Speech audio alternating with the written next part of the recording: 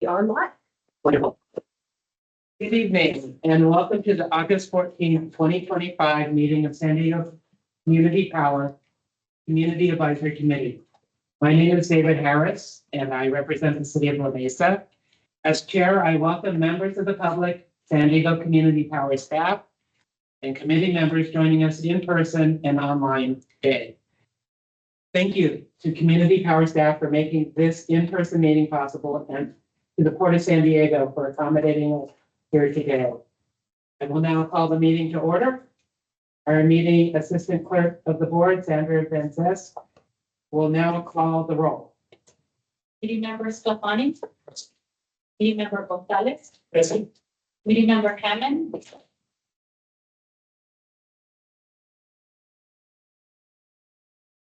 She's online. Yeah, but she's not muted. I think you have to unmute her. Yeah, we did.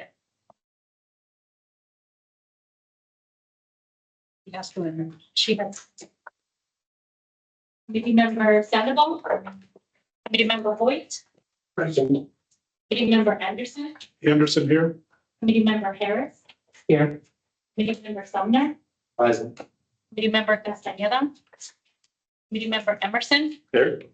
Committee member Vandelakis. Present. Secretary Pike.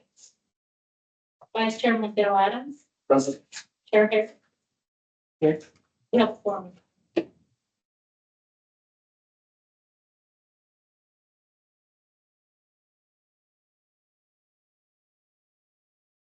Member Hammond.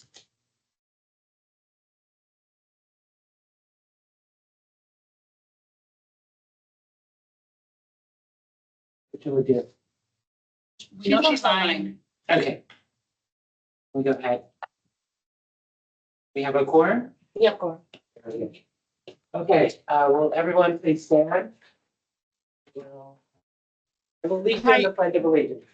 I just was promoted to I pledge panelist. allegiance to the flag of the United States of America and to the republic for which it stands, one nation, under God, indivisible, with liberty and justice for all.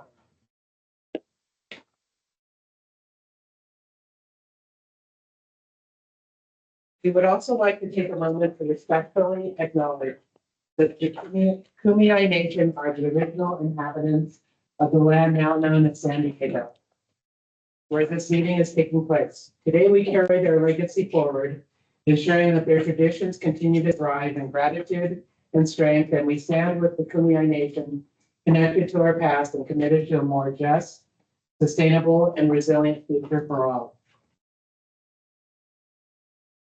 Okay, first up on the agenda is special presentations and introductions.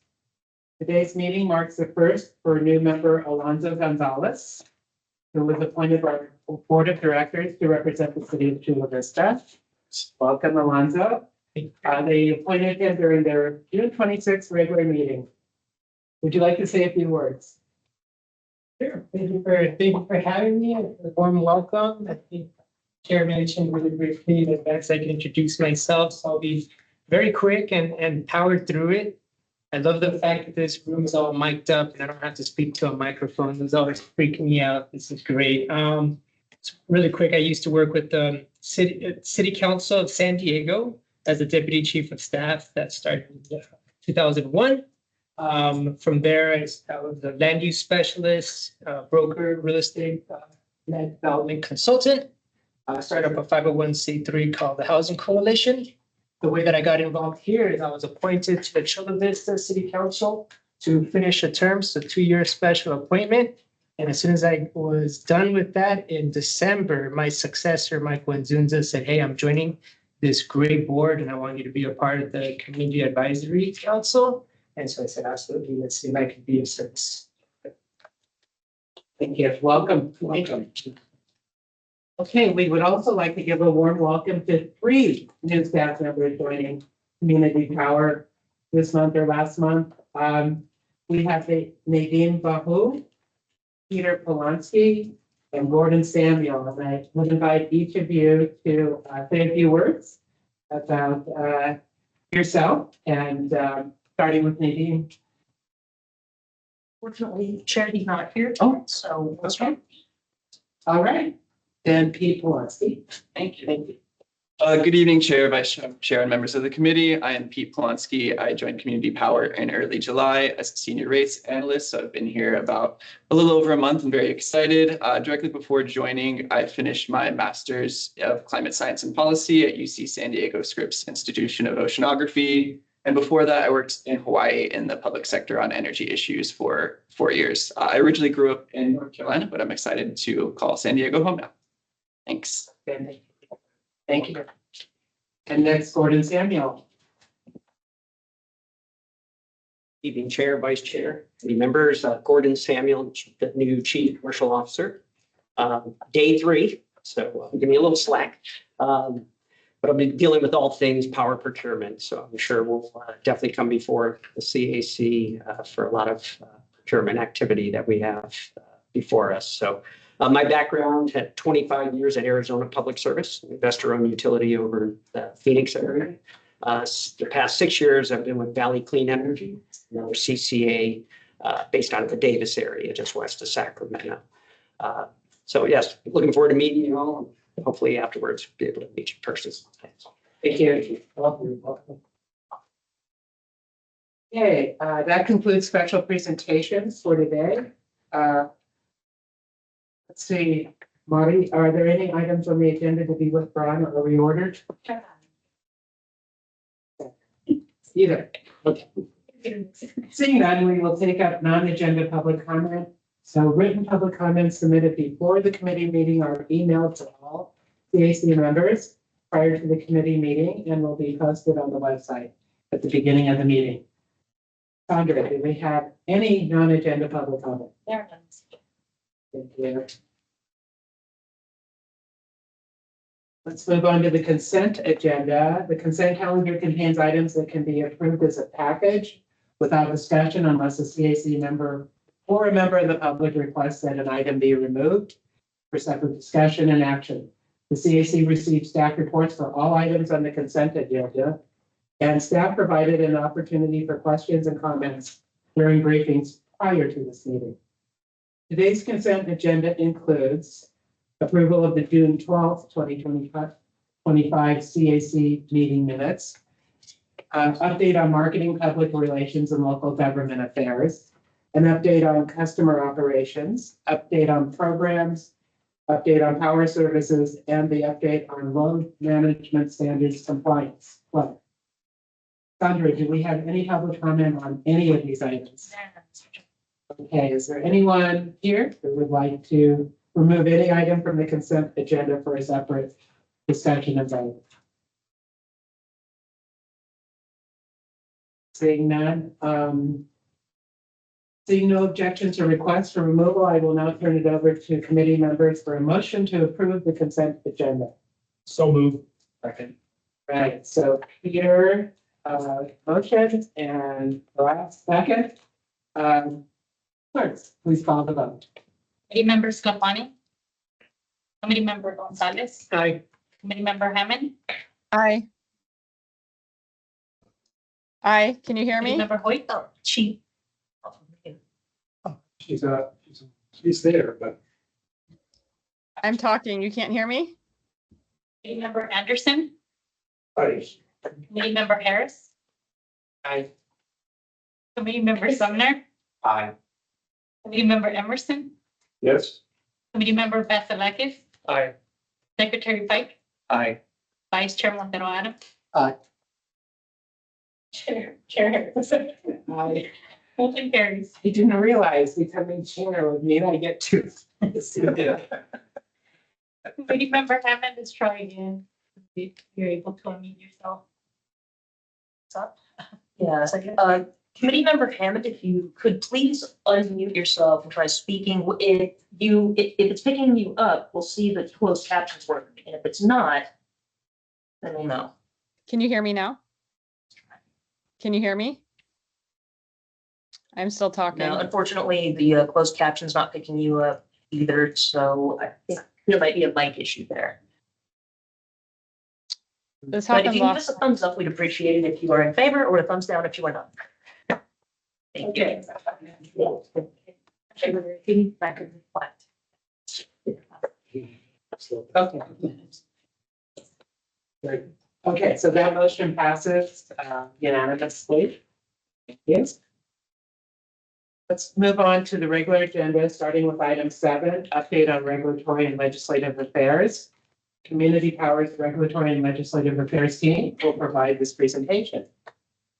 Good evening, Laura Fernandez, Senior Director of Regulatory and Legislative Affairs here. As you all know, we present quarterly our verbal update to you all. Tonight, I simply have the pleasure of introducing a couple members of my team who will be covering some of what is in the written staff report. That written staff report is 16 pages. For those of you who did not count it, it's quite extensive. We're not verbally presenting on everything that's in there, but happy to take questions on anything that's in there to the extent we didn't answer them previously in the briefings. Up first, we have a legislative update, and Patrick Welch, our Associate Director of Legislative Affairs, will be giving that update. Thank you. Thanks, Laura. And can everyone hear me in the room? I see Member Tara, Member Hammond, thumbs up, but Try one more time. anyone hear me? Yes. Yes. Okay, great. Well, pleased to be here. Thank you, Laura, for the introduction. Good evening, committee members. My name is Patrick Welch, Associate Director of Legislative Affairs. I'm going to walk you through a state legislative update and then a federal legislative update, and then turn it over to my colleague Aisha Sisna for a regulatory update.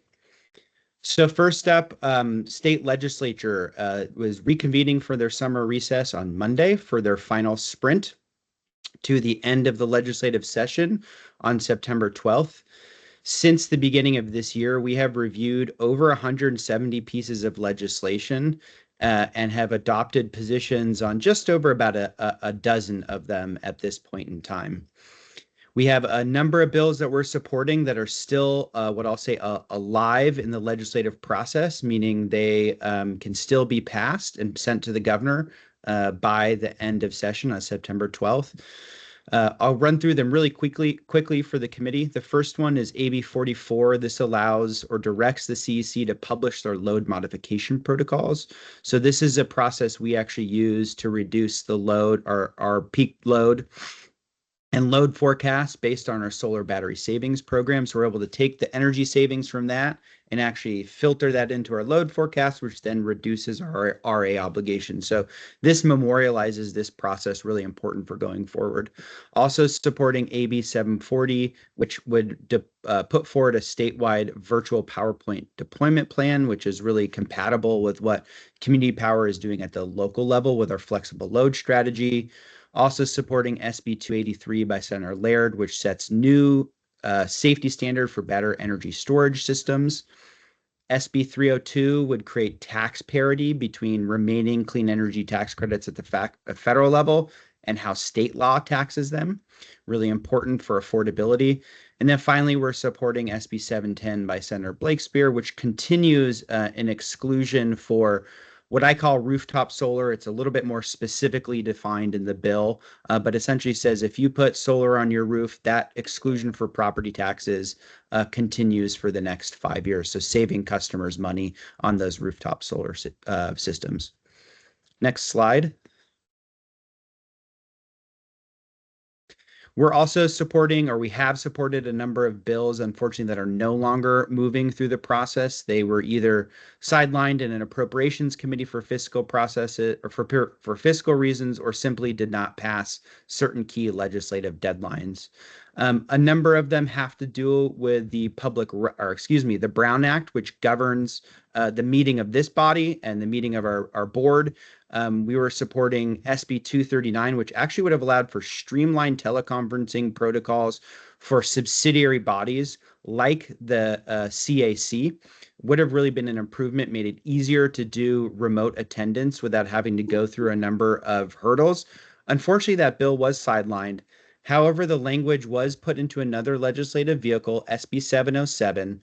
And in that vehicle, they're trying to overhaul the entire Brown Act. So it's a very comprehensive, long bill. Local government agencies have identified other concerns with that bill that make make the Brown Act more cumbersome for certain agencies, but it does include that streamlined language for subsidiary bodies like the CAC. So just an interesting note there that although SB 239 is no longer moving forward, that idea may see itself to the finish line through another legislative vehicle.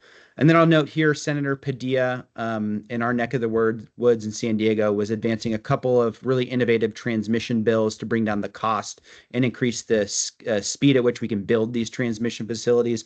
Unfortunately, those bills did not make it past key legislative deadlines. Next slide, please. We are also engaging on 3 bills this year where we have taken an opposed unless amended position. So I just covered the 10 or so bills that we are supporting and want to talk through a few bills that we have offered some amendments on. I'll start with the first one, which is actually at the bottom.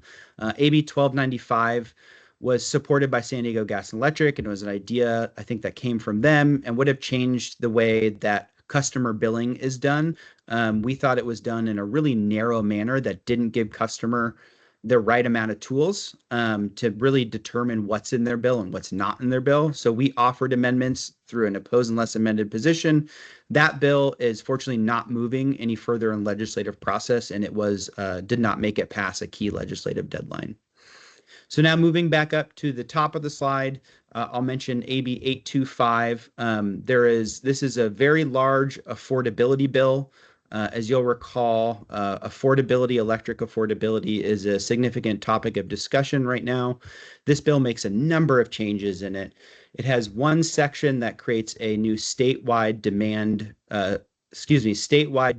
management program review task force that would give the state task force really authority to tell our governing board, the Community Power Governing Board, whether or not they should consolidate or close programs that they choose to fund that are demand management programs. So that's in conflict with our policy platform, which really supports the role of community power and the governing board to decide which programs to invest in, decide how to set rates and terms. So along with a number of other members of the CCA community, we have taken opposed less amended and suggested amendments to that section, which is section 4 of the bill, to address what we call that jurisdictional concern. And then finally is SB 540. This is actually a bill we supported earlier on in the year. This bill is intended to move the state forward, or part of the state, the California Independent System Operator, towards a more integrated wholesale energy market with other partners in the West.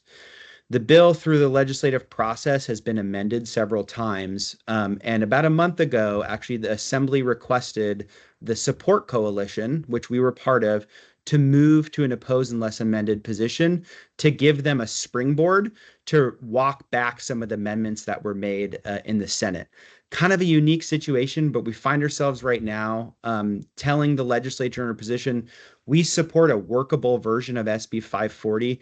Unfortunately, along with our coalition partners, we find that SB 540 right now is not workable, will not result in grid reliability improvements and customer bill savings, and are suggesting a set of amendments to get to a workable solution so we can ultimately end back up in a support position to advance this bill that I think will be good for our climate and reliability goals.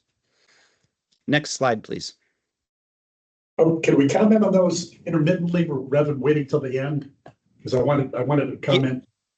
Yeah, I'm happy to pause there because I was going to turn to federal. So if it's okay, we can pause there and have I can answer any questions at that point, and then we can move forward with the rest of the presentation. Yeah. Go ahead. Go back to the prior slide on 540. So I want to comment on 3 different bills, and 540 is the first one. And while there's a lot of good reasons to support a regional network of energy reliability across the West, I have a concern about that bill, and I hope that our legislative representatives share this concern, that could result in the importation of a lot of coal-fired and oil-fired dirty energy into our grid. And so I would urge you to take a close look at that, if you haven't already, and make sure that that doesn't undermine one of the fundamental tenets of San Diego Community Power, which is the production of mostly renewable energy. Yeah, and if I can just respond, I appreciate you raising that concern. That would definitely be going in the wrong direction, and it is something we looked at in the bill, and we do feel like there are very strong protections in the bill to prevent against that, including really enshrining Californians' authority and right to continue to pursue our renewable energy goals, making sure that no utility is still to this day allowed to enter into any coal contracts at all. So definitely highly attuned to that issue. And if we saw anything in the bill that we thought created that risk, that would definitely be a concern. So I really appreciate you raising that. Now, the second one I learned a little bit about during our briefing, but it's a bill that I would urge San Diego Community Power to support because it has direct impact on our ratepayers. And it's Berman's AB 1167, which establishes guardrails for monopoly utility companies and would ban the offloading of certain expenses on the customers. That would include advertising, political lobbying, public relations, shareholder-related expenses like travel and private jets, and other things that should not be borne by the taxpayer. That should be borne by the stockholders and not passed along to the ratepayers. And of course, we're on the production rather than the transmission side of the equation, but nonetheless, it affects our customers in an adverse way. Now, I understand we have a neutral position on 1167 thus far, but I would urge the legislative committee to reassess our position on 1167, because one of the purposes of San Diego Community Power is good rates for our ratepayers. And this clearly will cause our ratepayers to pay for excessive frills that should not be borne by our ratepayers. It should be borne by the company itself that wants to engage in those activities. So that's my ask. Well, I appreciate that, and we can certainly take that back and re-review that bill with your comments in mind. So I appreciate it. I appreciate it. Of course. The third one is a more general comment, and I wonder if San Diego Community Power has opposed the trailer bills in the governor's budget. As you know, trailer bills are bills that may have fared poorly during a normal course of legislative debate, discussion, and voting. And they're stuck in the budget to put our legislators in the awkward position of either voting against having a California state budget or supporting the sometimes nefarious and squirrely trailer bills. A number of those in the last session had major undermines of CEQA. I don't know if any of them are directly relevant to, and for those of you that don't know, that's the California Environmental Quality Act. And that has indirect effects on what we do. It does not have direct effects. But I would urge the legislative committee, once again, Laura and Patrick and company, to reassess whether or not we should accept these trailer bills, which are undemocratic. There's no scrutiny, there's no debate, there's no votes. They're just tacked onto the budget. And legislators are put in the awkward position of an up or down vote. Either you vote for the budget with all of its nefarious trailers, or you vote against the whole package. So I would urge us to look at that and perhaps take a strong position against trailer bills. That's all. Thank you, Peter. Thank you. Appreciate those comments. And we'll return now to the presentation, and I'll get to federal issues, which won't be quite as long, and then turn it over to Aisha for a regulatory update. So as I'm sure you have all read in the news, there was significant legislation adopted last month and signed into law, HR 1, what I want to do today is walk you through some of the key provisions of that as they really pertain to clean energy and renewables, which is of course of interest to community power. So HR1, the biggest high level impact is it reduced or pared back the tax credit that is available for solar and wind projects. So these would be like for the utility scale projects that we have entered into, or even for smaller size distributed generation projects that may be sited locally as well. That 30% or so tax credit used to sunset in 2034. It will now sunset on December 31st, 2027. And not only that, but the 2034 sunset used to be based on you have to begin construction by the end of 2034. Now the law says you have to place the facility, so the solar facility or the wind facility, into service by 2027. You'll recall, so that's a significant change. Starting construction versus completing and placing a project into service are two very different things.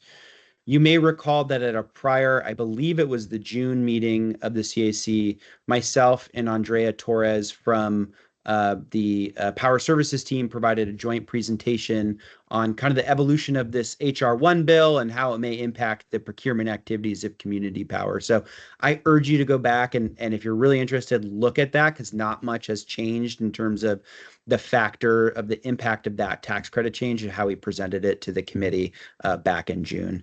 We do want to mention that we are still waiting on additional information from the U.S. Treasury.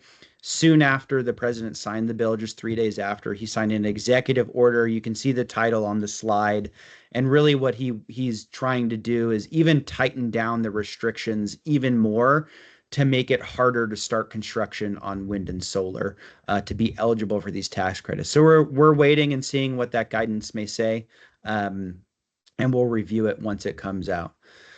The good news is that the bill did preserve 100% of the tax credit based on a start of construction standard for all other clean energy technologies, including energy storage and geothermal. So I think that is, a little bit of a silver lining here, some good news that those tax credits will remain in place for those types of technologies. However, there are what are called foreign entity of concern restrictions for all technology types, including solar and wind and the other clean energy technology types that are eligible for the tax credit through 2033. The bill contained about 60 pages of what these restrictions are. To put it in the simplest terms, essentially, starting next year, there will be restrictions on the amount of foreign material in your projects that you can get from countries like China, Iran, Russia, and North Korea. And there are what are called ratio standards for what that will be. So we think that's going to have a really interesting impact on project development. And really, the Treasury has to also issue guidance on that, which may actually take it farther into 2026. But that's going to be a fairly significant development as a result of this bill and something that's really new for the industry.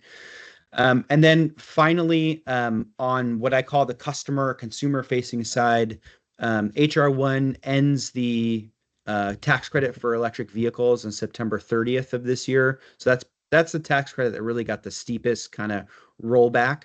The energy efficiency credit for homes and commercial buildings, it's up to $3,200 a year to install a heat pump, for example. And then the 30% residential solar tax credit will expire at the end of this year. And then finally, it was just announced either earlier this week or late last week that the EPA, as a result of HR1, is going to be clawing back some solar funds, $7 billion nationwide they're going to claw back, including nearly $250 million that the PUC was awarded to help support community renewable energy programs. So I don't think we've seen any updates on how the state will pivot from the loss of that funds, because it's really live information as we reported out to you. But yeah, that wraps up my report on federal issues. We'll be tracking a lot of HR1 implementation, and we'll bring back to the committee and to our board, any relevant and material updates that we think are important for the committee and the board to be aware of. And I'm happy to pause there before I turn it over to Aisha and see if there's any questions or comments on this as well.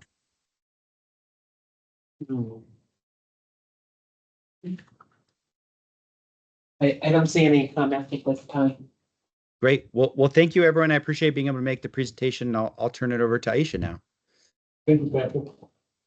Thanks, Patrick. Can folks hear me? Yes.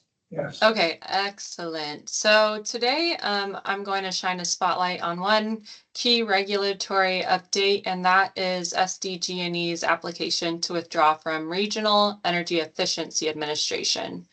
I'm covering the contents of the scoping ruling in particular, and as you may know, a scoping ruling, when it's issued by the California Public Utilities Commission, is basically what sets the schedule for a proceeding, as well as the issues that will be deliberated in that proceeding.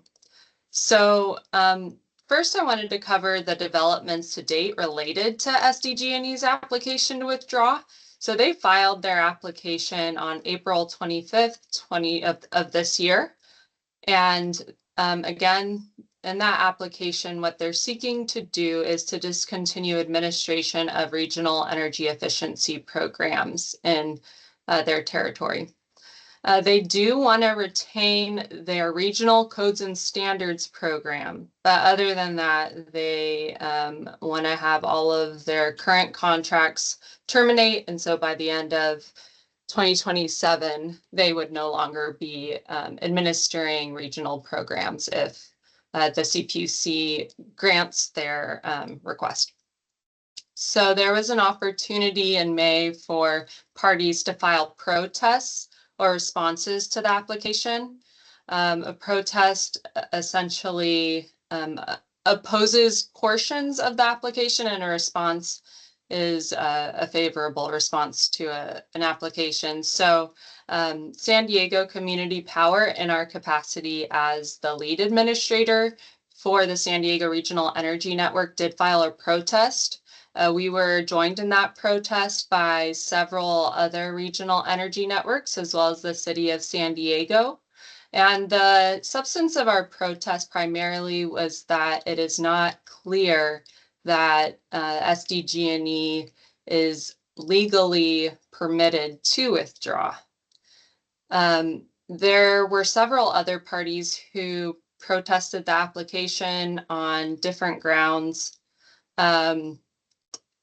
And then there was also a response filed, one response filed, and that was by Southern California Edison, who asked the CPUC to approve the application as it was filed.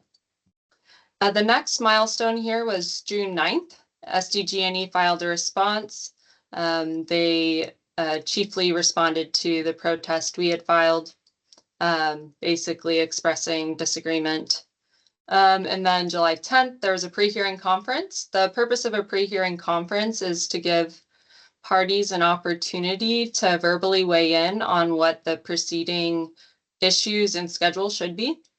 And so we attended that, as well as several other interested stakeholders. And then following that pre-hearing conference, the administrative law judge took some time to consider the scope, and on August 8th, we got the final scoping ruling. So now we have certainty on what those issues are and what the schedule is, and I will be covering that in the next few slides.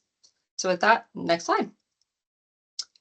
Okay, so to cover the issues first, and then I'll get into the schedule. First and foremost, the proceedings going to examine legal issues. And so we were relatively pleased with the scoping ruling, as the judge said we need to determine whether SDG&E is even legally permitted to withdraw before we consider any other policy or factual issues. So that's a matter that will be, that stakeholders will have a chance to weigh in on.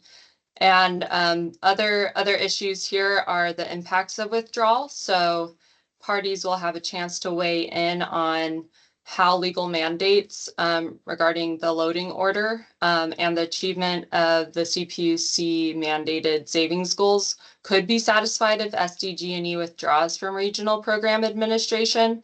I just want to clarify quickly what I mean by the loading order. So in statute, there's a requirement for electrical corporations to first meet their unmet resource needs with energy efficiency. So if SDG&E withdraws, the question here that the CPUC wants to explore is how would those statutory obligations be met? And then the third legal issue here is the role of the San Diego Regional Energy Network. So it's not clear at this point if the commission has the legal authority to assign SDG&E's responsibilities to SDREN. Since this is unprecedented, no other investor-owned utility has sought to withdraw from Energy Efficiency Program Administration before, so there are quite a few legal issues to navigate. And if the CPUC determines after legal briefing that SDG&E is legally permitted to withdraw, then we'll transition to the second phase of the proceeding that will examine policy and factual issues. And with that, next slide. Okay, so these are, I'm going to go through these issues one by one here. So first up is customer affordability. SDG&E's application, primarily their justification for withdrawing rests on their claims related to ratepayer savings and also cost effectiveness. They claim that their regional programs are no longer cost effective. So through the course of the proceeding in this policy and factual phase, if we indeed get there, parties will be deliberating and voicing concerns about reducing customers' access to cost-effective energy efficiency programs if SDG&E were to withdraw. And then also the judge included questions related to affordability and equity. If SDG&E is no longer providing these regional programs, what does that mean in terms of providing equitable access to programs, particularly in portions of the SDG&E territory that SDREN doesn't cover. The next issue here is suitability of assigning responsibilities to SDREN. So the CPUC acknowledges that SDREN is still relatively young. We were approved in August of last year, so we just celebrated our 1-year birthday for SDREN. But the ALJ in the scoping ruling does ask, you know, is it suitable for SDREN to be the primary and only portfolio administrator in the region, given its recent launch? Next issue relates to programmatic and geographic gaps. So I touched on this briefly, but the CPUC is interested in getting parties' feedback on what potential service gaps would remain if SDG&E were to withdraw. Of particular note is that SDG&E's territory covers Southern Orange County. However, SDREN does not cover Southern Orange County. We just serve the San Diego region. So with that said, the CPUC is interested in exploring what those service gaps are, what programmatic overlaps exist between SDREN and SDG&E, the impacts of withdrawal on hard to reach areas, impacts on various program administrator roles. Again, this is putting a finer point on what implications this has on the San Diego Regional Energy Network and RENs as a whole, because RENs have a very specific set of criteria and set of programs that they exist to administer. And then again, the CPUC is very interested in determining and ensuring equitable access to services. Next here is exploring cost effectiveness and bill impact. So the CPUC is interested in determining the root causes of poor cost effectiveness.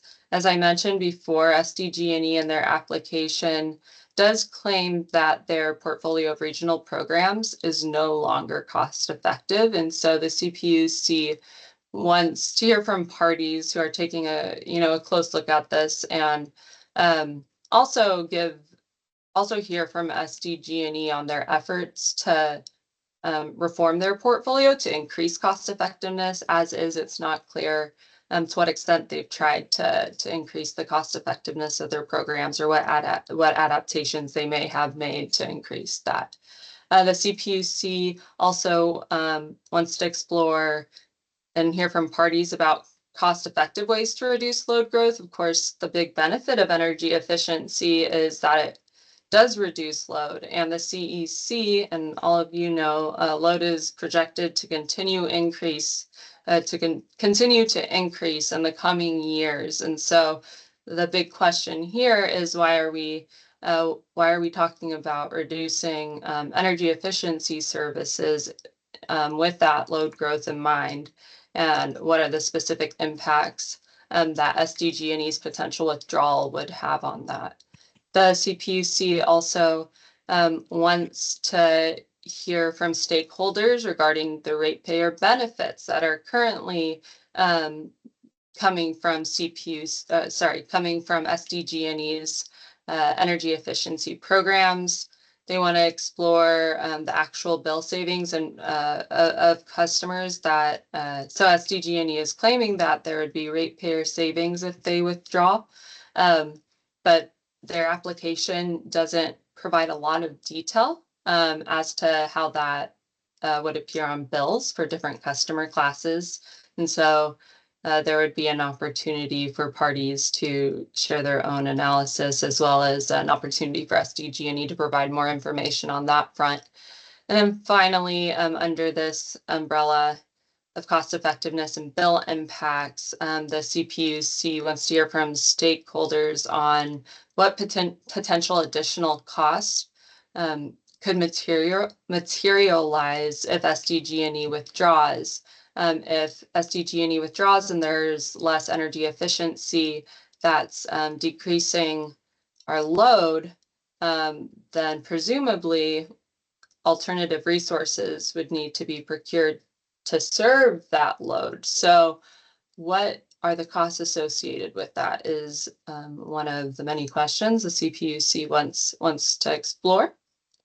Then finally, the CPUC wants to explore the utility responsibilities. So determining whether SDG&E should retain administration of their regional codes and standards program. It's not clear why they want to retain just that one program, especially in light of SDRN having a regional codes and standards program as well. They also want to hear from stakeholders on what implications SDG&E's potential withdrawal could have on achieving equitable and just ratepayer outcomes. And finally, the CPUC wants parties to weigh in on what impacts to other program administrators would be. Again, that's mainly SDRN, but it's possible in the future that there could be other program administrators in the area. So the CPUC just wants to understand if there are any negative impacts that could materialize, and if so, how those negative impacts could be mitigated. Next slide. I believe this is my final slide. So here are our next steps. So I walked you through the legal issues, and parties will be filing legal briefs to address those legal issues on September 5th. So San Diego Community Power in its capacity as the SDRN lead administrator, as well as Clean Energy Alliance, plan to file legal briefs addressing those questions. We fully anticipate numerous other parties to file legal briefs as well. And then September 26th is when parties will have an opportunity to file reply briefs. Then November 2025 is the projected deadline for the CPUC issuance of a proposed decision on the legal issues. And we expect in December that the CPUC will issue a final decision regarding the permissibility, the legal permissibility of SDG&E to withdraw. And so, again, by the end of this year, we should have a good idea of whether SDG&E will be withdrawing or not. And if in December, the CPUC finds based off of these legal briefings that they are legally permitted, then we will be entering that phase 2 of the proceeding, exploring policy and factual issues. With that said, I believe that's my last slide.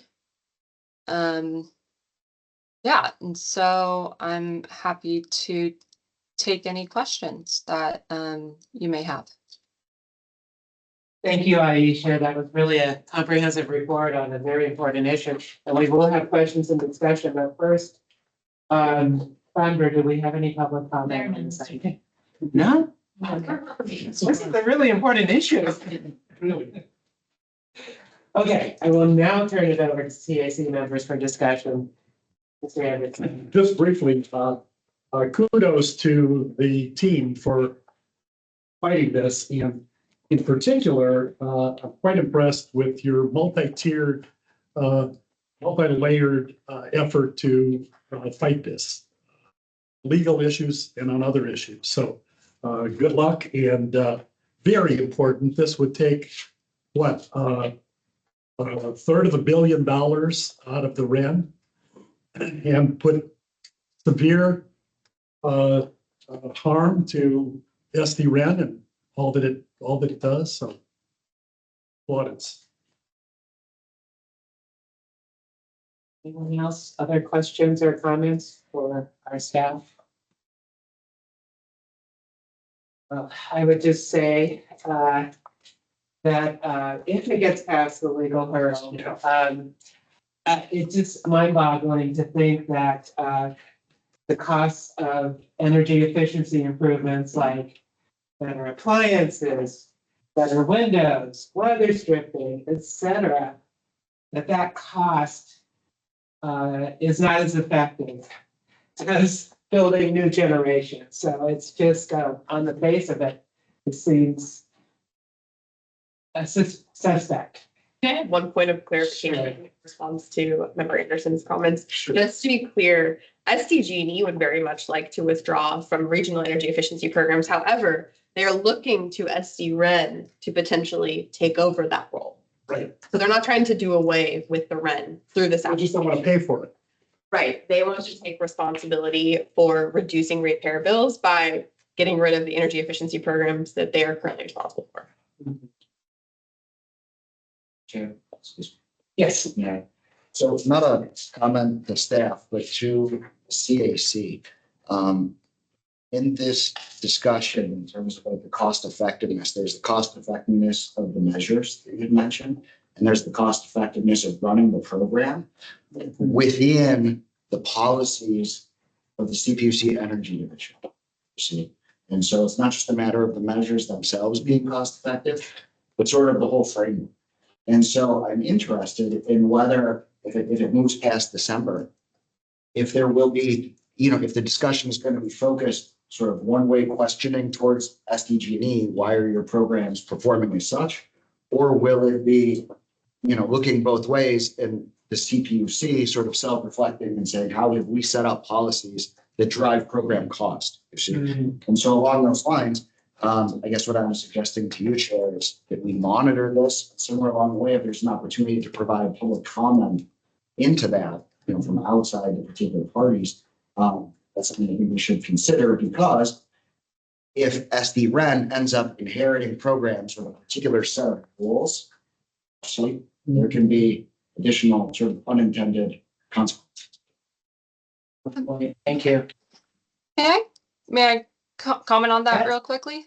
Yeah, Please. great points. I will say that, so this is, of course, a very specific proceeding on SDG&E's application that will be scrutinizing their claims and their request. However, there's at the same time a more general energy efficiency proceeding, and that's the venue where the CPUC exercises general oversight on all the energy efficiency program administrators, including SD-REN, the other IOUs, other RENs.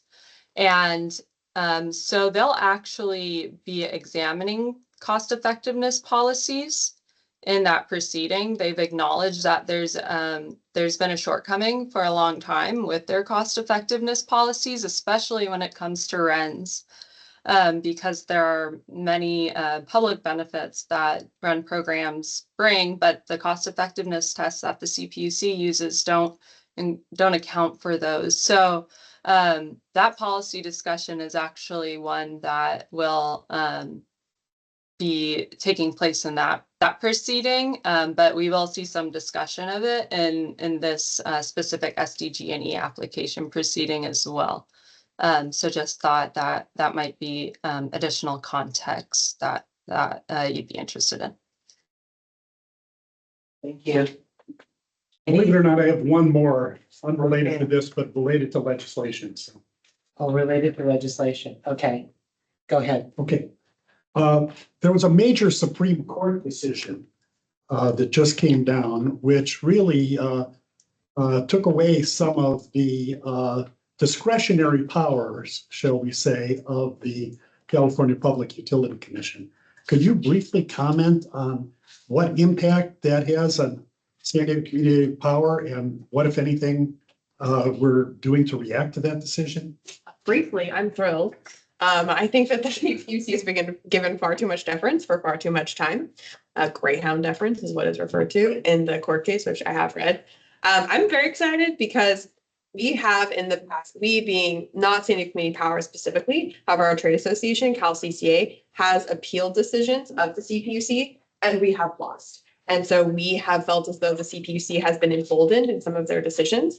However, we didn't cover this today, but there was a recent, we covered this item back in our previous verbal update, but it's also in our written staff report, that there was a final decision issued in the power charge and difference adjustment phase 1 related to the resource adequacy market price benchmark. CalCCA has filed an application for rehearing of that decision. It will be assuming the CPUC does not respond, which we do not expect them to, it will be deemed denied. At that point, the trade association may consider taking this to a court of appeal for review. And so I believe that this recent decision that you were citing would be potentially helpful should our trade association go down the path of appealing the PCIA RA market price benchmark decision in the courts. So again, I'm Great answer. Thank you. Thank you for the question. Okay, thank you so much for this presentation. Very informative, as always. This is a receive and file item, and no further action is needed. Thanks. Thank you. We will now move on to item 8, update of San Diego Regional Energy Academy. I will turn it over to Senior Manager of Strategic Partnerships, Lee Friedman, to introduce our guest speakers. Thank you. Go ahead. Thank you, Chair. Thank you, Committee. I've got 2 wonderful guest speakers here today, but before they come up and give their presentation, I want to give a little bit of a history about the Energy Academy and why we're involved with it. We have an alumni here with us today. Maybe we'll just tell how great of an experience he had at the Energy Academy at some point. But a couple of years ago, I have been in conversations with Darby and Scott about numerous other issues that were going on. And this idea sort of percolated about the formation of a Regional Energy Academy. And it's something that SDG&E had approached USD with already. And we knew that we wanted to be part of this, that we wanted to make sure that the voice of community choice aggregation and sort of the world that we occupy was also being heard as part of this larger effort to make sure that we were raising the energy IQ of the folks around San Diego. I had the pleasure and experience of back in my former career when I worked for the city of San Diego, participating at the Citizens Water Academy, which some of you may have done, that was hosted through the County Water Authority. And it was a really formative experience. I was working for an elected official. I had all this policy work that I needed to learn, but it was a mile wide and inch deep, right? Sort of in terms of my expertise. But when I went through the Citizens Water Academy, I had a much deeper and better understanding of the criticality of the water infrastructure, understanding the policy implications. And it really tuned me in more to, this is a topic I need to pay more attention to, but also introduced me to a network of experts, which allowed me to give better policy advice to the elected I worked for. And, I was thinking this would be an incredible opportunity to form something like that for energy in San Diego, because it's much the same way that it's really impactful. It's really important. Everybody is part of this energy ecosystem, but not a lot of people actually understand the nuts and bolts of energy and of the impacts it has on your everyday life. And especially for our civic leaders, policymakers, electeds, their staff, businesses, we wanted an ability to create this academy so people could really take a deeper dive and then build a network of like-minded individuals and associates that they could lean on to continue to build that continuing education. We successfully have already gone through 2 cohorts of the Energy Academy, and we have provided funding now for at least 2 more cohorts. So the fall cohort will be kicking off this September, and then a spring cohort in 2026. Before I get too deep into it, though, there's a presentation from Darby Berry. I think is going to be doing the majority of the presentation, but Scott Anders is here too. Darby with the San Diego Regional Climate Collaborative, and Scott with EPIC over at USD. So I'll turn it over to Darby now, and then we'll be happy to answer any questions you may have. Thank you. Hi, everyone. I'm so happy to be here. As Lee mentioned, my name is Darby Berry. I use she and her pronouns, and I'm the director for the San Diego Regional Climate Collaborative. Scott, do you want to introduce yourself? Sure. Before I jump all the way in? Sure. Hi, everyone. Scott Anders, Director of the Energy Policy Initiative Center based at University of San Diego. I know a few of you around the table. Darby's going to give a presentation. Happy to supplement and answer questions afterward. But thanks for the opportunity. Thanks again for the support. We really appreciate it. Oh, yeah. So EPIC is, we're an energy and climate policy center based at University of San Diego, doing all kinds of work on greenhouse gas assessments, rate analysis, cost-effective analysis of greenhouse gas reduction policies, that sort of thing. So that's who we are. And Darby's going to give you an update and have to answer questions after. Yeah, and I know some folks in the room are familiar with the San Diego Regional Climate Collaborative, or SDRCC is how we'll refer to it for the rest of the day, but we're also housed at the University of San Diego. We've been around since 2011. We've been housed at the University of San Diego since 2015. We are a network for cities, public agencies, nonprofits, and other folks, San Diego Community Power being one of our leading strategic partners. And really our goal is to connect folks on climate action across the region. We have a lot of work, and we've done a lot of work over the years in energy efficiency. We are one of the founding members of the SD Regional Energy Partnership way back when. That might bring back some memories language-wise for folks. But so we're really excited because we're housed at the University of San Diego and have partnerships with the EPIC team over at the University of San Diego, gives us a really nice opportunity to house this program within an academic institution here at in San Diego. Really grounding our information kind of in that academic lens, being that connector and that trusted information partner. So next slide. So as Lee briefly mentioned, we have some foundational partners. So could not have done this without the support of San Diego Community Power from the get-go. And really grateful for their, investment both in time. I will, say kudos to the staff team for being involved, not just because they, needed to, but because they really wanted to, and providing that kind of outside input. Next slide, please. So the program overall, the goal of the San Diego Regional Energy Academy, we really like to say, is to raise the energy IQ of those who go through the program. So our program is in person, it's multi-day, and the goal is to really get people together, help folks understand how they are connected in this energy system, and really also understand the San Diego energy system. I think one thing that we focus on a lot at the San Diego Regional Climate Collaborative San Diego gets left out of the California context pretty often. For those who don't know, San Diego is ranked 57 out of 58 counties in per capita state funding that we receive as a county.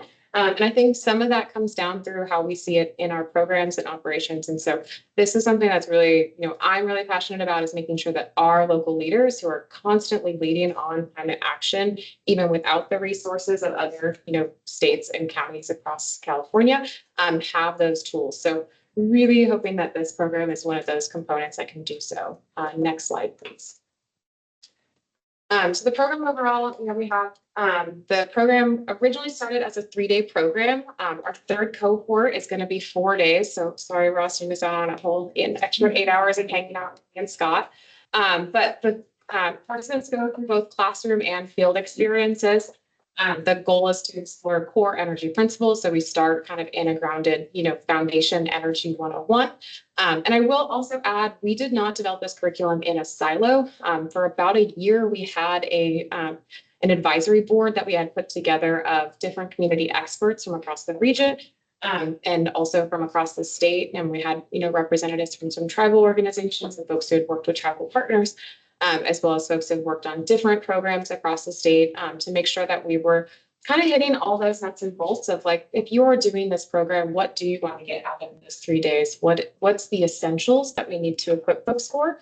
I will caveat, you will not learn everything about energy in this program, but the goal is to make sure that you have that foundation. So when you see that news headline, you see that, piece of information come down or across your inbox, you have a better foundation to engage and, really make sure that you can understand what it is that you need to ask and what questions you might need to ask in order to get deeper on that. So understanding our San Diego region's power and energy system, understanding who, is playing in this field, understanding the intersections between energy and climate and equity, which are really essential both from a people perspective and also an infrastructure perspective. Gaining insights on electrification and decarbonization. We actually did a really amazing field trip on our cohort 2 at the Port of San Diego. So big thanks to them for, we did day 2 in this room, so it's kind of nice to be back. But we went to check out some of their decarb, practices at the port. So really trying to engage folks in these field trips in different ways. Each cohort is a little different, both based on the time of the year. Our first cohort, there was actually a wildfire activation the day before our cohort met. So we pivoted in a way that ended up working out. We got to hang out with some goats. I think, Ross, that was your cohort. We got to, yes. But we got to hang out with some goats, which was a real fun time. It was told about the goats. Yeah, the goats are in all of our marketing programs. So obvious reasons. Next slide, please. So apologies to sponsor a little small in this room, but the goal is to really provide multiple benefits to the region. And we are seeing that even just with our first 2 cohorts.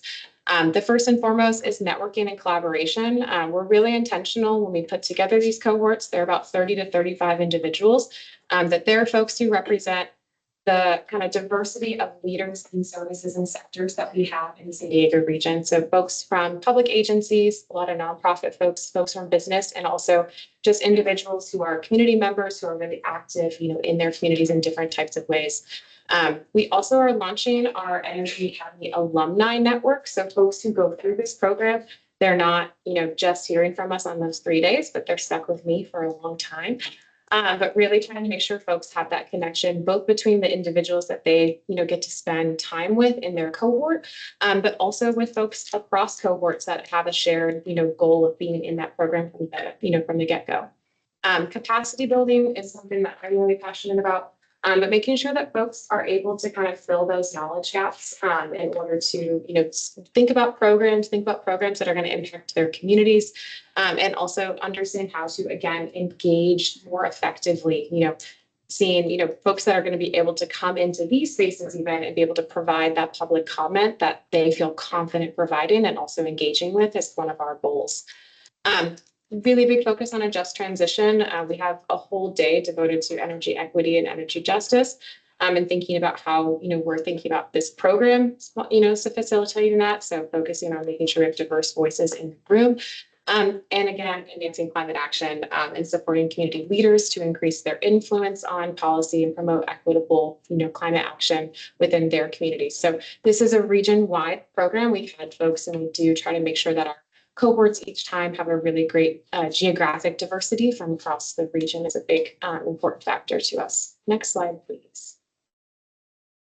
And so where we're going, I mentioned it briefly, but we are really excited about our Energy Academy alumni network.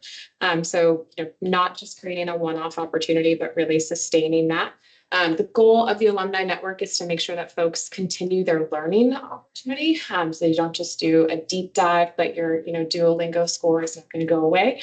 Making sure that folks are coming back to us and also engaging in the conversation. Because I'm sure you all know, I don't need to share with you, but the energy landscape changes every day, especially in our current, local and national climate. So making sure we're keeping those conversations fresh and keeping folks engaged. Also, part of the alumni network is to continue bringing in different speakers. Again, we can't cover everything in those 3 days, and now we're even expanding it to 4 days, and we still can't cover everything. So bringing in, new topics that folks now have that baseline of information, we can go deep and do a deep dive on some specific topics. And then also just, in sustaining that regional impact, I think one thing that's really important is that we keep San Diegans here and keep folks engaged in our local network, not just, here for fun. So next slide, please. And just because I'm a big data person, and I'm sure lots of folks in this room, so we do ask folks when they apply to Energy Academy to rank their energy IQ on a scale of 1 to 5. And then when they leave Energy Academy, those who fill out our survey and report back to us, which I do send a lot of emails asking for. But we have over 40%. Our participants self-reported that they saw an average increase of 2% in their energy IQ from start to finish of our program. My favorite number, which is after completion of the program, 100% of participants said they'd recommend it to a colleague, which is a really fun thing to brag about. As Lee mentioned, so far we've completed 2 cohorts. So we had over 60 individuals who have, completed this program.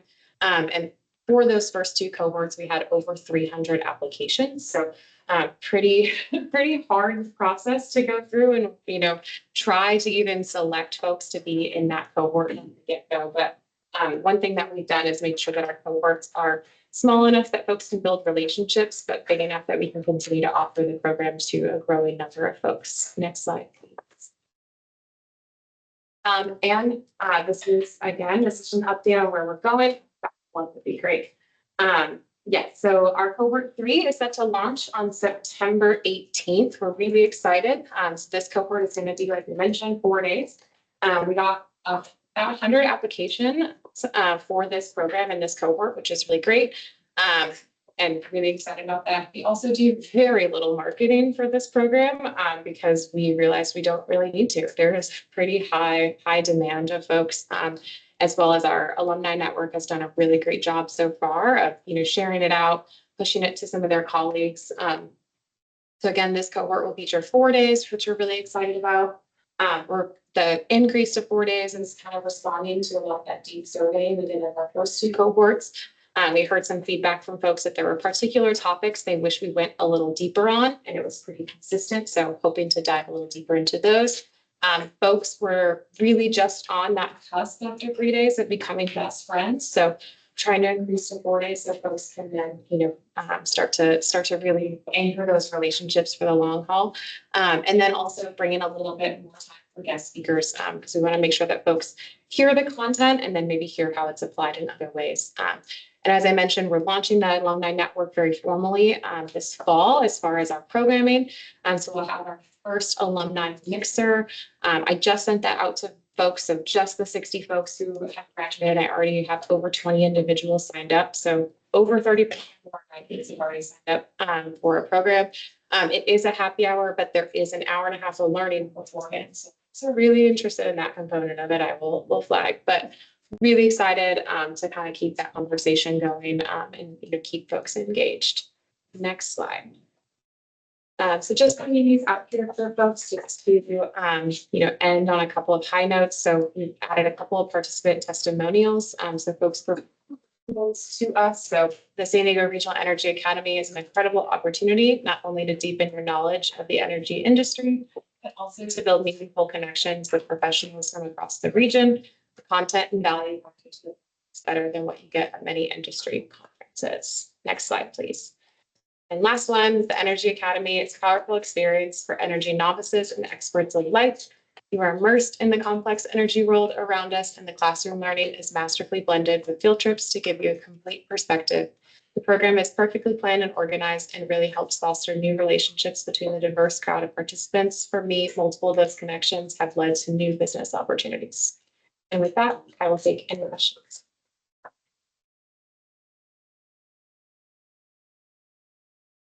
Yes, that's your question. I'm very jealous that they get a fourth day. I still have my books in there and I keep it in my bag because I reference it all the time and reach out. In that. I completed the Water Academy about a week after this one ended, and by far I recommend the Energy Academy.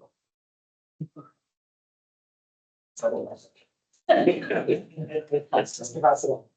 Third question, or just a comment, I think this is like one of the smartest investments that SDCP has made in terms of building out our broader like systems energy knowledge.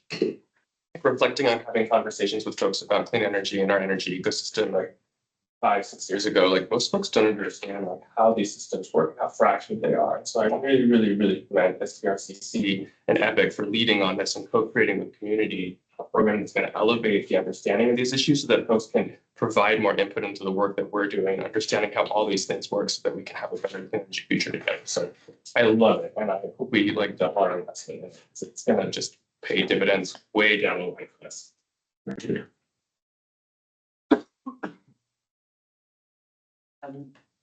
Sandra, do we have any comment on this item? They're not, Mr. Chairman. Okay.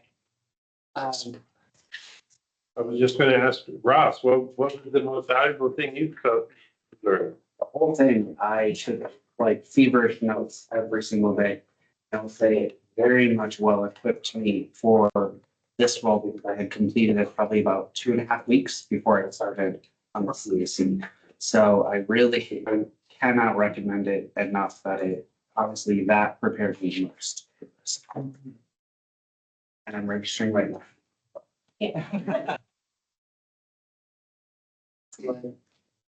And personally, I wanted to thank Scott Anders. I recall that you came to speak to the La Mesa City Council, perhaps in 2017, to talk about how valuable it would be for us as a city of La Mesa to join with other cities to form this organization. So thanks for that. Come a long way. We certainly have. Anything else from the committee members? Yes, Mr. Evans. Epics, I've heard that before. Could you kind of highlight what Epics does compared to the academy or how you work together? Yeah, so we are an energy and climate policy center. And maybe just to give you a sense of some of but I think the best way to describe what we do is to tell you the kinds of projects we work on. So just a couple of projects we've done recently. We've done climate action plans for practically all of the cities in the San Diego region with a very few exceptions. Or do you help write them?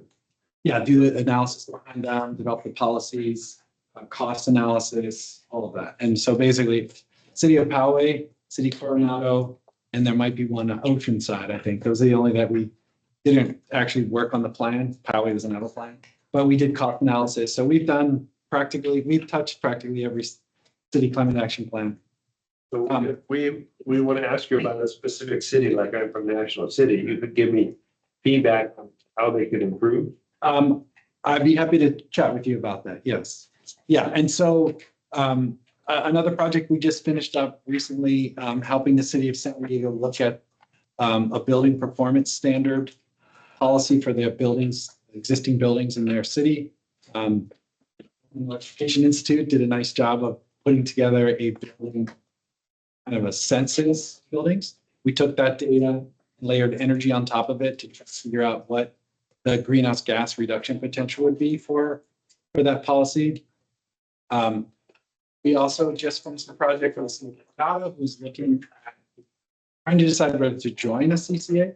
So we did kind of a comparison, if you will, of San Diego Community Power and Clean Energy Alliance, looking at governance structure, rates, procurement, or what the energy supply is, emissions, a couple other areas. But and so yeah, and now working with SDRTC on the energy account. So that's just a sample of some of the stuff that we're doing. But yeah, that's the kind of work we do. Thank you. Darby and Scott, thank you so much for your presentation, and it's great to have community partners like you working to bring this Energy Academy to people here in San Diego. Yeah, thank you. Okay, this is a receive and file item and no further action is needed. Let's move on to item 9, update on results from clean prepayment transaction number 2. The mouthful, and but it all leads to more affordable rates for our customers, as we'll learn in just. Thank you, Chair. Member Committee, I'm Jeb Spangler. I'm a senior strategic finance manager. As you might have read in the staff report, excited to share the results of a recent clean energy prepayment transaction that we just accomplished. This is the second clean energy prepayment that we've done. The first one being in November of 2024, and then this one that we just did in July, August of this year. Just a quick background. What is the goal of energy prepayment transactions? Is to reduce the cost of power that we purchase by 8% or more. And how we do this is through the use of tax-exempt bonds. That's an allowable use of tax-exempt bonds. This has been codified in the U.S. tax law for 30 plus years. Historically, it's been used for natural gas transactions. It became part of electric transactions shortly thereafter, and has been used in California on 21 clean energy prepaid transactions for CCAs just since, I think, the 2019 or 2020 was the first one. And again, we've sold now 2 clean energy prepayment transactions. Next slide, please. This is just a list of all of the CCAs that have sold clean energy bonds. I'm sorry, it's a little small on the screen. We were the 21st transaction. We sold just over $1 billion of bonds last month, which funded basically 30 years of clean energy from a purchase of solar power. We sold our first bond issue in 2024, also $1 billion, which is funding 100% of clean energy. Next slide, please. So in July, we took this to the board, and the board authorized us to do this transaction under 4 exclusive parameters that had to be met in order to sell these bonds. The parameters that were all met were basically selling bonds in no more than $1.5 billion. A minimum discount of at least 8% needed to be met. Total issuance costs need to be 1% or less. And importantly, the bonds are not obligations of community power. We were not ultimately the obligor of those bonds. Triple CFA is the joint action agency that we borrow through. Or we don't actually borrow through, sorry, we purchase through Triple CFA. They're the issuer of the bonds. Slide, please. The highlights of this transaction, again, we sold over $1.005 billion in bonds. The bond rating on these bonds was A2 by Moody's. It's important to note that's not Community Power's credit rating. That is the credit rating for a funding recipient. They're the ultimate, I guess the ultimate credit behind this transaction is who receives these dollars and is essentially on the hook for repayment of these bonds. So that A2 is not Community Power credit rating. That is the funding recipient. One thing that I thought would be interesting for this group in particular is these bonds were rated 5 out of 5 on the Kestrel Green Bond rating scale, which is the absolute highest rating you can get for a green bond transaction. That's top 1% of all of the electric utility bonds that this Kestrel company rates. That's important because it actually enhances the amount of bond investors that are looking for specific investments in clean energy bonds. And specifically this 5 out of 5 really brings additional investors to the table. There's some money market funds and mutual funds that look exclusively for these types of investments. There's some even here in San Diego that look to invest. I'm happy to announce that we received $6.1 million in average annual savings as a result of this. The savings do ramp up a little bit over time, and I'll show you kind of the results of that here on the next slide. We will receive $6.1 million in savings between now and 2034, which is what's known as the reset period. At that time, our rate will change. We will sell more bonds, and we will get a new discount at a minimum of at least, I think it's 5%, and we'll hopefully do better than that. Next slide, please. This is a snapshot of the annual savings from both the first transaction and the second transaction. As you see, the savings ramp up from just about 6 million this year and next, up to almost 16 million by 2030. As this program is in its infancy, we've sold 2 clean energy prepayment bonds. We could potentially sell another 3 or 4, depending on the amount of power purchase contracts that come online over the next 3 to 5 years. We'll be working with our new chief commercial officer on figuring that out. So we're excited to hopefully ramp these savings numbers up over time. And then finally, next slide. I just included a couple snapshots. We had a nice public announcement on our website. I don't know if you saw that. It was picked up by the American Public Power Association. Also nice, and that was in their newsletter either yesterday or today, but send it out to thousands of utilities across the country. So very positive press and good news that I'm happy to share. And with that, I'll take any questions. Okay, thank you for your presentation. Sandra, do we have any? CAC members, do you have any questions or comments on this financing program? I stepped out, so I had to step out for a moment, so I missed. Green bond means, what was it, the guts of the green bond, how did it save money? Yeah, so there's a verification company called Kestrel Green Bond Verifiers. They come in and they take a look at what the proceeds are used, the bond proceeds are used for. And in this case, our bond proceeds are buying 100% of solar energy over a period of 30 years. So because of the ultimate zero carbon clean energy use of these bonds and these proceeds, we've received the highest green bond assessment from this company that you could possibly get. They reduce the rates or something, or it doesn't necessarily reduce the rates. It invites more investors that are looking for these types of investments to participate in the bond transaction, which ultimately the more investors you have looking for those bonds, you should get lower rates. Ultimately, it kind of diversifies the investor pool. So you see more investors that are looking for these types of bonds for their holdings. So when you travel on an airplane and you want to buy some corporate credit, is that similar or is that? No, that's totally different. Yeah, these are tax exempt municipal bonds. It's essentially so again, they're not purchasing bonds that are the credit of San Diego Community Power. They're purchasing bonds based on the strength of a funding recipient, and the funding recipient is actually an insurance company, or it's a large financial institution. So that Moody's A2 rating is what the bond holders are buying, but the structure that they're purchasing is basically the structure of clean energy payments.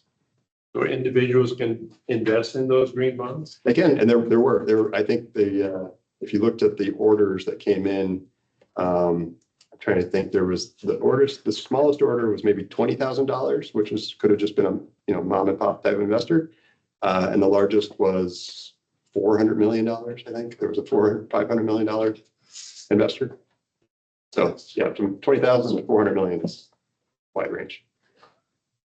And also, Yeah, I just wanted to understand the mechanics of this relation to like our broader like strategy for procurement. So like the bond financing initiative, is this kind of our interim before we get our own bond rating? Or is this something separate or? There's This is totally separate. This is entirely dependent upon our ability to assign existing contracts that we have into these transactions. So we're purchasing power in this period too. We're purchasing power from Clean Power Alliance. They're purchasing this power. Clean Power Alliance is purchasing power from SoCal. We are basically purchasing that power from Clean Power Alliance, which is index based, and we're buying that power at index less a discount. Because we can provide tax exempt funds to a funding recipient at a tax exempt rate, where that funding recipient, their alternative cost of capital is a taxable rate. So this whole mechanism, it's quite convoluted. And if you look at either the FRMC or the board presentation from, I think it's July, I have the boxes and arrows that show how all the dynamics work. And I intentionally did not include that in this presentation. But ultimately, we were purchasing, we received this discount because of the difference between tax exempt and taxable rates. That's in a nutshell. That's the way it works. Thank you. Yeah. Yes. You mentioned the possibility of creating additional bonds in the future based off of the future power supply that comes online. Correct. In the next couple of years. I know that the big conversation point for community power has been, with federal and statewide regulations on how that might impact long-term plans. The number that you said, the next 3 to 5 years, is that taking into consideration recent accounts, or is that an old projection? Do you see any of that changing possibly? So our, I guess, projection of how many bonds we could sell and be able to prepay is dependent upon how many power purchase contracts we get online over the next 3 to 5 years. So much of this transaction is dependent upon early megawatt hours. So like megawatt hours that occur in 25, 26, 27. And we don't have a lot online under our own PPAs until 27, 28, 29. It ramps up 29, 30 is kind of our steady state where we have the maximum forecasted load under contract. So our ability to do these transactions has been limited currently to the amount of PPAs we have online in-house. So if those PPAs get extended out based on federal actions or whatever, it may delay some ability to just sell more of these quicker. That makes sense. Thanks. Sure. Any other comments? Thank you so much for your presentation. So this is a receive and file item. No further action is needed. Let's move to our standing items. As a reminder, the CAC may suggest agenda items for a Board of Directors meeting agenda by communicating with the CAC chair and designated community power staff before and/or after a regular CAC meeting. If suggested at this time, there shall be no discussion or action by the CAC unless the item has been included on the CAC agenda. So, do any of our CAC members have recommendations on potential items for a Board of Directors? One. Okay. Seeing no recommendation, let's move on to committee member announcements. Does anyone have announcements, Aida? Sure. Aida. Well, hello, everybody. Thank you so much for the kind opportunity to give a announcement. It's been an incredible journey these last 6 months. Many of you were a part of the ride that we've had to go through within the county of San Diego. We've had a completely revamp of what the Board of Supervisors will ultimately look like. And it's an exciting time for especially the residents of District 1 that have not had representation in the last 6 months. And I'm proud to be the Deputy Chief of Staff to our newest supervisor, Pablo Maguire. So I'm very excited. I'm very humbled by the opportunity. We look forward to continuing our collaboration and growing, building equity, sustainable solutions for our community. And we're excited to get to work. We're 3 weeks into office, and boy, it feels like 3 years. But we're adapting, we're growing. The team is growing. There's only 5 of us currently. We're growing a team of about 16 folks. So we are well underway and it's an exciting time for people of District 1. So thank you for the opportunity and get to work. Thank you.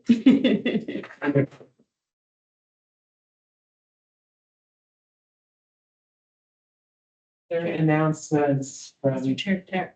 Yes. Oh, Tara, please. Hi, can you hear me now? Yes. Yay. Hi, everyone. I wanted to share that we are organizing a young adult focused clean energy workshop focusing on workforce development at Olivewood Gardens and Learning Center on October 4th.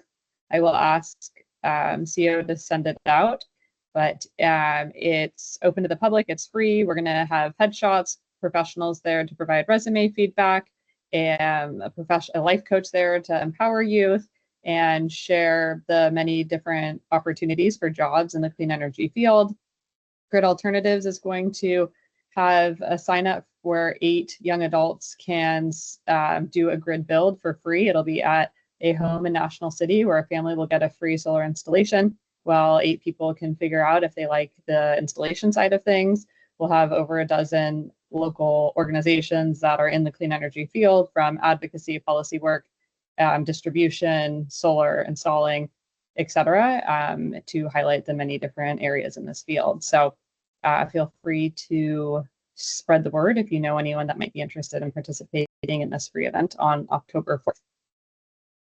Thank you. It's really exciting. Thank you. Anyone else have an announcement? Kira, are you going to send that out to everybody? You got an announcement? I believe CEO's out of town, but I can send it to Jen or wait till CEO gets back. And then you'll distribute the rest of us. Happy to do so. Thank you.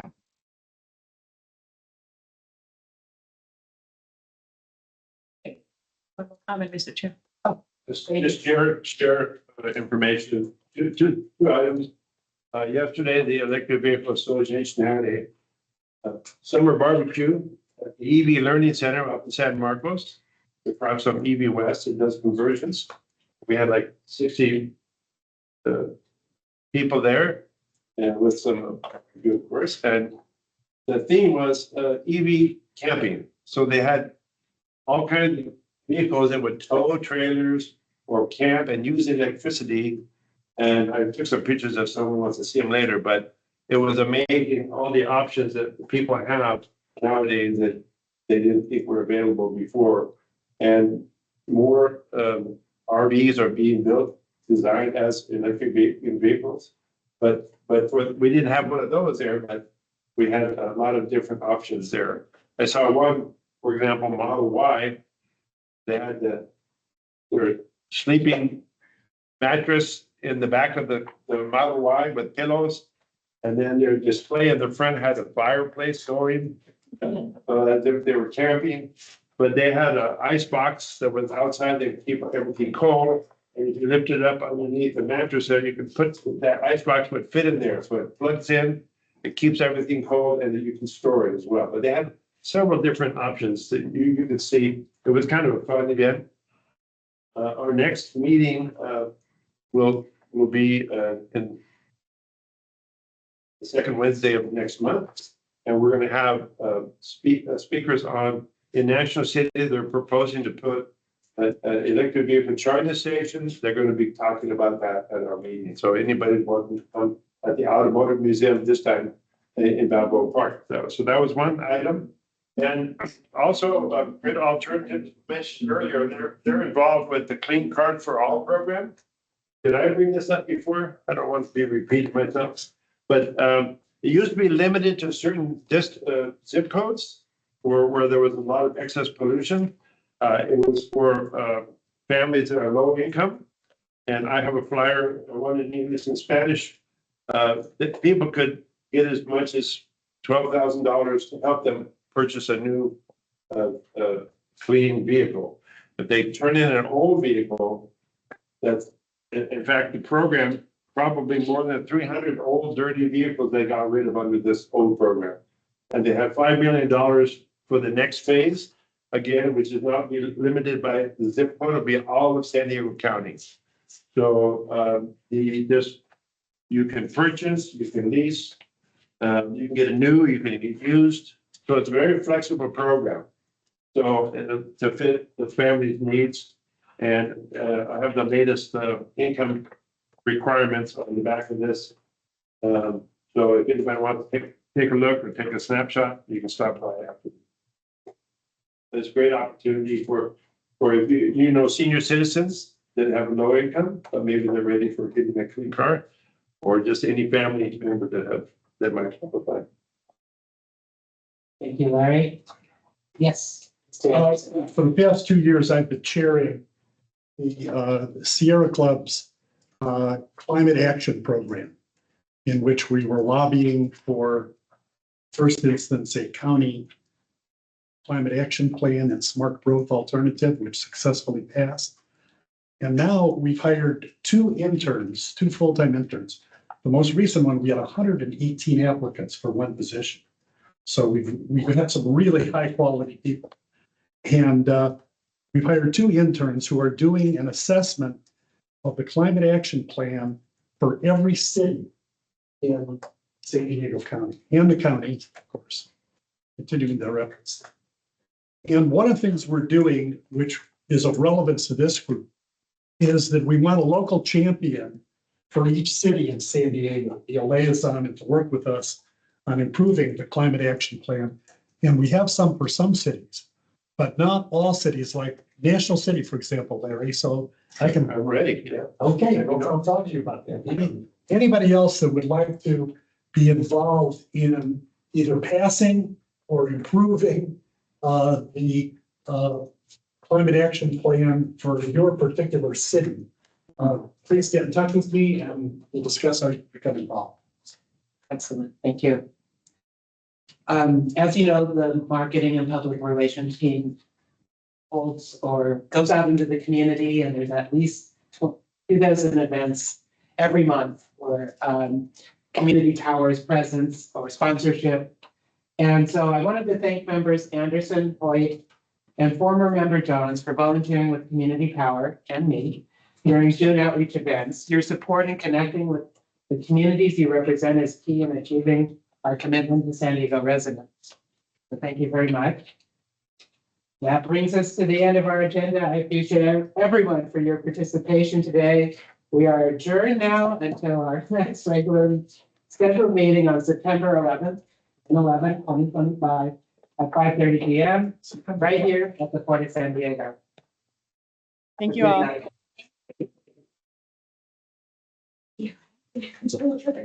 I continue your